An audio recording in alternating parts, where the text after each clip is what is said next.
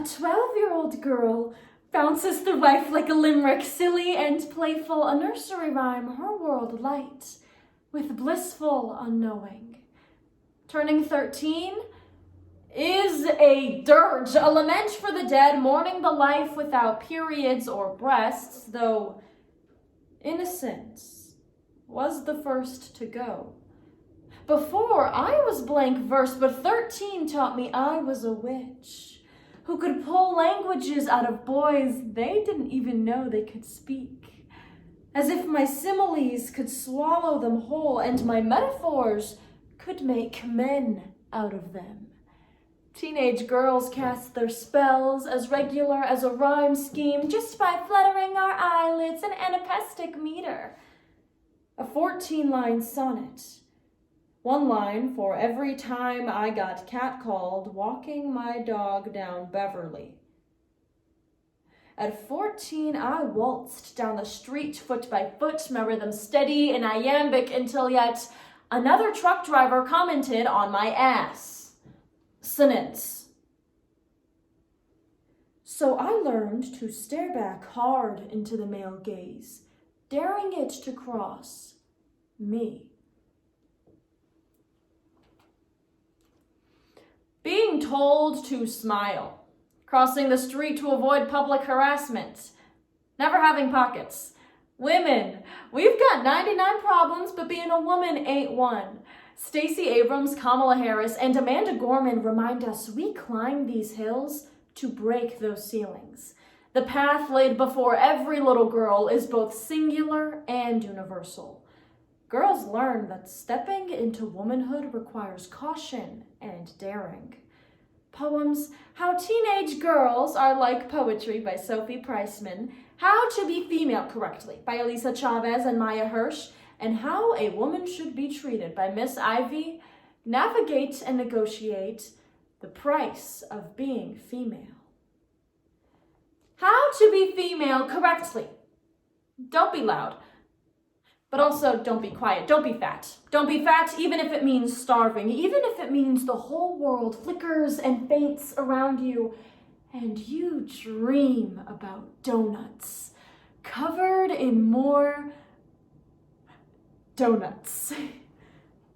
15 is the year of the fazal, an exotic bird full of beauty and pain, love and loss. Like a fazal, a 15-year-old girl will force you to look her in the eye and in the final stanza, call her by her name. Don't be too pretty, but be pretty. Don't look like you tried, but don't look like you aren't trying. Be prepared at all times to walk a fine line between too much and not enough. Walk it gracefully. When the man at the bar cat calls, hey, heckles, and persistently flirts, and then calls you ugly for not returning his attention, take it as a compliment. Look at how wanted you are. I told you not to be pretty. If turning 16 in 2016 were a concrete poem, it would take the shape of my mother's lipstick on the ground, being crushed beneath a heavy boot. Election Day. 1 month after I blew out 16 candles, I realized a white man who faced 16 accusations of sexual harassment, who bragged about grabbing women by the pussy, could become the president of our country. At 16, I remembered I was a witch, and my life was a ballad with the refrain, pussy grabs back. You see, like good poems, teenage girls are sharp. Our wits cut deeply like the scissors we used to cut crop tops out of everything and anything. Like good poems, teenage girls for the first time are just learning how to be heard, not just read over.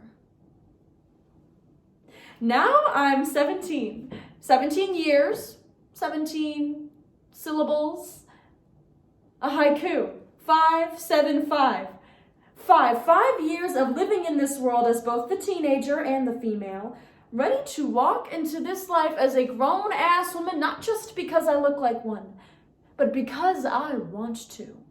7 months of marching for the causes I believe in and loving myself, because there are so many more important things to resist. 5 minutes on this stage. Just enough time to make a little change in the world, or at least within myself. Don't have needs, or at least don't need anything you can't get for yourself. Don't be too good at getting things for yourself.